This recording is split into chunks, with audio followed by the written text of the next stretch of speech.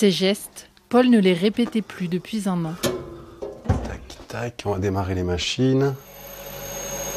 On est exactement à l'endroit où j'ai eu mon accident. La machine elle-même est placée au même endroit. C'est pas la même machine quand même. Je suis pas assez fou, mais ouais, il n'y a rien qui a changé, hein, à part ma main.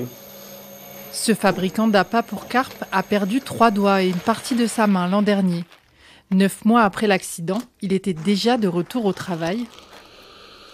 Un métier passion, moteur dans sa convalescence. Tout est plus long, tout est plus galère. Après, c'est comme ça, on n'a pas trop le choix. Et plutôt que de se lamenter, il vaut mieux essayer de trouver ce qu'on peut en force en nous pour justement se battre et en être là aujourd'hui. Je suis carrément fier aujourd'hui d'en être là, d'avoir aujourd'hui, ça fait 1 an et quelques jours que j'ai eu l'accident et je suis en train de produire, je vais à la pêche, je refais des enduros. Enfin, je vis comme avant, entre guillemets.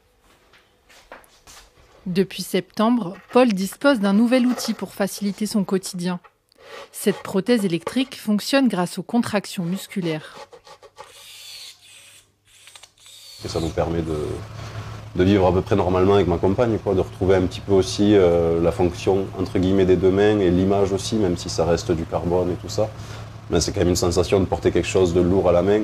Même aujourd'hui, ma pince elle est très légère, je la sens presque pas au bout de mon bras, alors que ma main gauche, je sens qu'elle est beaucoup plus lourde à côté. Et donc ça rappelle un peu cet effet-là de cette sensation d'avoir ces 2 mains. Dans ce combat, Paul peut compter sur le soutien de sa famille, admiratif de sa résilience. Mon fils et moi, on est là aussi pour le relever dans des moments un peu difficiles. Mais honnêtement, il a ça en lui, il l'a depuis le début. Pour pouvoir monter une entreprise comme celle-ci tout seul, je pense qu'il faut quand même avoir un minimum de détermination. Et ça, il l'a. D'ici la fin de l'année, ce fabricant de bouillettes devrait déménager dans des locaux 3 fois plus grands. De quoi tourner la page et tenter de devenir une référence en la matière.